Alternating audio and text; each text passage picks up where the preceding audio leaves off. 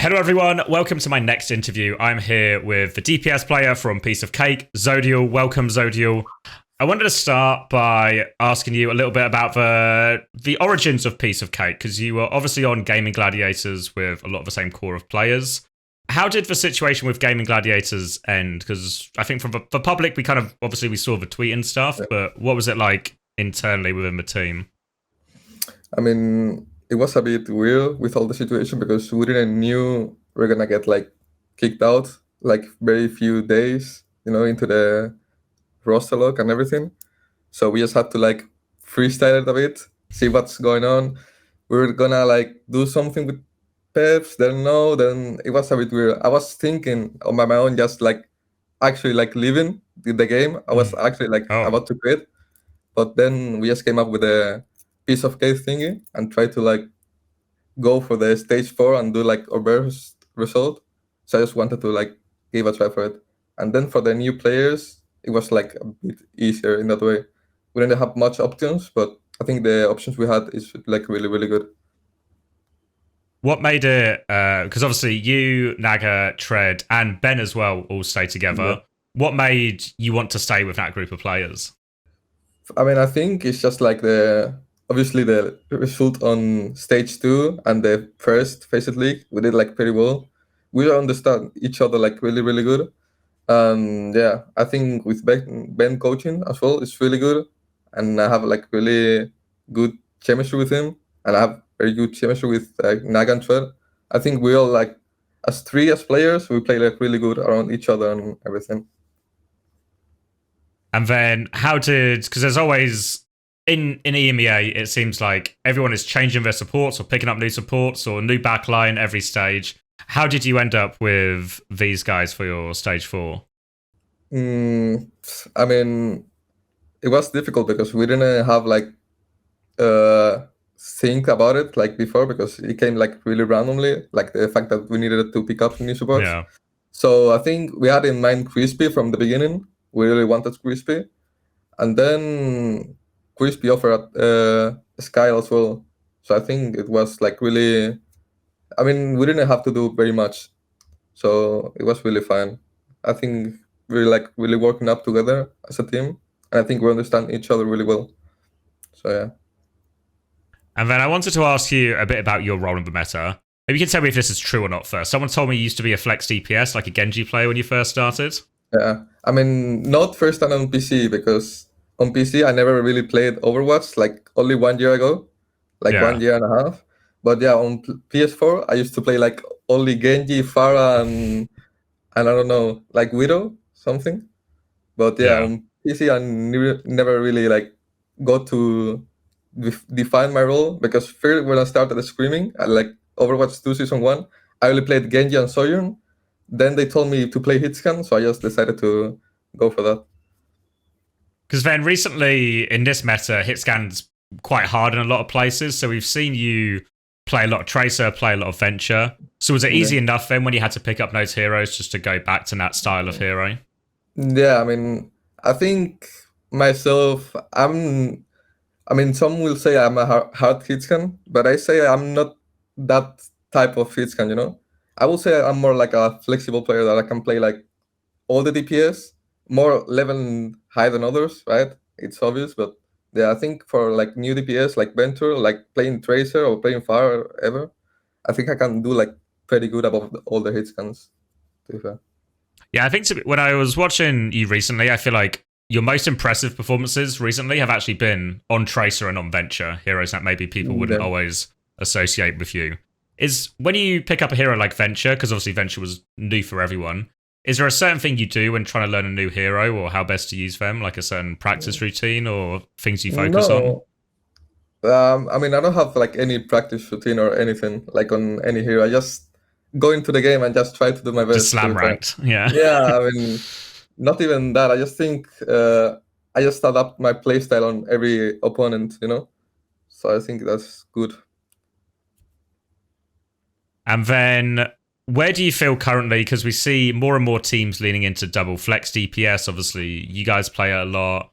We see lots of other teams in Korea as well using both their flex DPS players. Do you feel Hitscan still has a reasonable role in the current meta where it is, in a sort of Do you know Brig Brawl meta? I think now with Orisa is like really we can play a lot of CAS, so I think that's fine for me as well because I play a lot of CAS. But I think it's really hard like to actually get value of Hitscan in this like meta with the we pass like Diva meta, Ram, and then Orisa. It's really hard to play. So I think more flex DPS is like better, like double flex DPS. And what do you think the most important thing then is for when you have to play in these roles and these sort of brawly matchups, these flex DPS heroes like Venture, heroes like Tracer? What's the most important thing that maybe separates the players who do okay from the best players?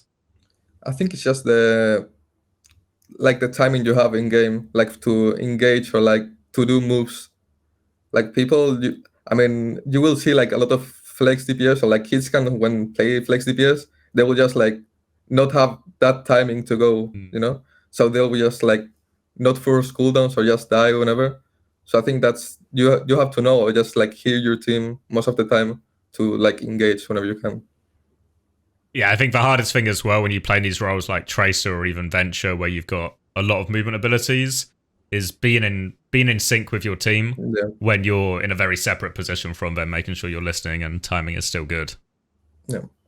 And then I want to ask you maybe a bit more about the team, because I feel like people always say about SSG that once it becomes a brawl meta, it's a very good meta for SSG. But I think the same is also true for like, well, Piece of Cake, but also you, Tread, and Naga, and that sort of core of players. Would you think that's fair, that this type of meta is the strongest for your team? For sure, I think like we have Naga is really good at Genji and Mei. I think that suits us like very well. Tread is insanely good on Ram and Orisa as well. And I think on a meta I can play Cass as well, or like Cass or like Venture or anything. I think that's really good for us as well. And what do you think it is that makes you...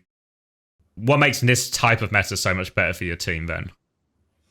I mean, it's just that like I think we have like really good synergy in the game. So I think like just making these calls like, to like all go in a place together or like all like laying ults or like, I don't know how to explain it, but I think it's just like good for us. I don't know really how to explain it. Yeah. Yeah, I feel like when I watch you guys, whenever it's this type of meta, the more ults that are in play, like the more complicated the situation, normally the better you guys do. Like very good at knowing what is next and handling these situations and always in, always out at the same time. No. And then obviously you talked about how this team sort of came together a little bit last minute. What's your expectations then for stage 4? How high do you think you can finish? I think we're like really good facing the stage 4. Like we prepared it like really good. I think we're playing like really good as well. Like what we have, I think it's really good. The meta suits us. I think I'm aiming like for more than top 4, like top 3 or like even more. That's my goal, I think, on this stage 4. Have you done the math in terms of what you need to do to get to Stockholm? I think we need... I don't really know the maths. I think someone in the team did it, but I think it's like BP like placing really bad, I think. Like, I don't know what top they have to get. And us getting top 2 or top 1, I think. Okay. So it's hard, but I think we can do it. And then I feel like at the start of the year, you were probably a player with that not a lot of people had heard of, quite a small reputation. Whereas now it feels like you're probably one of the like big breakout talents of the year. How does when you're at this point now, as we come to the end of OWCS for 2024, how does it feel? How does your journey feel from start of the year to right now? It felt like really weird being from like sheer cold that like actually no one knew me. Then going to Team Peps and actually like make us stand out, getting the EMEA superstar and everything. It was like a fucking dream or anything. Like I actually got, I don't know, so many players DMing me and everything. It felt like crazy.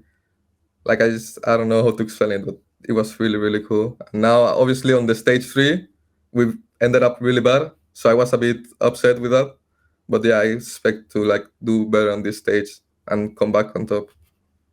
What would it mean if you were able to make it to Stockholm as well from this position? I mean, that will be like crazy because we didn't get the chance to be on the Dallas LAN, right? We ended up like I think really close, but we didn't make it. So I really want to like get to the Stockholm LAN just to not just to go to the LAN, just to prove everyone that we can actually make it and be one of the better teams. And then, who do you think when you look at this competition? Because you've already had to run into Twisted Minds, and you beat Twisted Minds. Actually, it was 3-1 in the end, but it could have also been 3-0. Given sometimes things happen on Rita Sappy, but sometimes you need more than 120 meters, but it's okay. But you've already beaten Twisted Minds. Who do you think is the toughest team to play in this tournament? I think Ents. I think Ents are the. I think they are the like most like the better team right now. I mean, maybe SSG as well like are like doing really well right now as well. But I think Ents. For me, like when I play against Ents, I just feel like I just cannot really play the game in that way. I just feel like it's impossible. And then the last thing I wanted to ask you about is I want to ask you about Ben, because I feel like a lot of people know Ben obviously from his time in the Overwatch League. Lots of people were enamored with him because of his devilish good looks.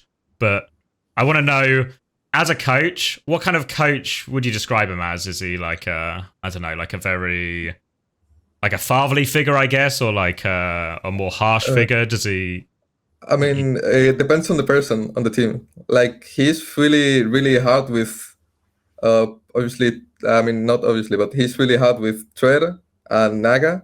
I mean all others to the team as well. You know, he's really like hard coaching. Like if you do a mistake, he will really put it like down the table. But for me, because I told him that I don't like people shouting at me, so I told him, nice to you. Yeah, I mean, I just have this thing that if someone screams to me, I will like actually instant reply back. So I just told him like if you can use like all the other methods, so he's like really more a father figure for me, you know. Okay. Obviously at the EWC LAN, he was like father figure for me. He was like always checking me, and for the screams as well and games. So it's really good. Okay, great. Thank you very much, Xzodyal. I appreciate your time. Obviously, best of luck to you and piece of cake in the tournament. Thank you very much. Thank you.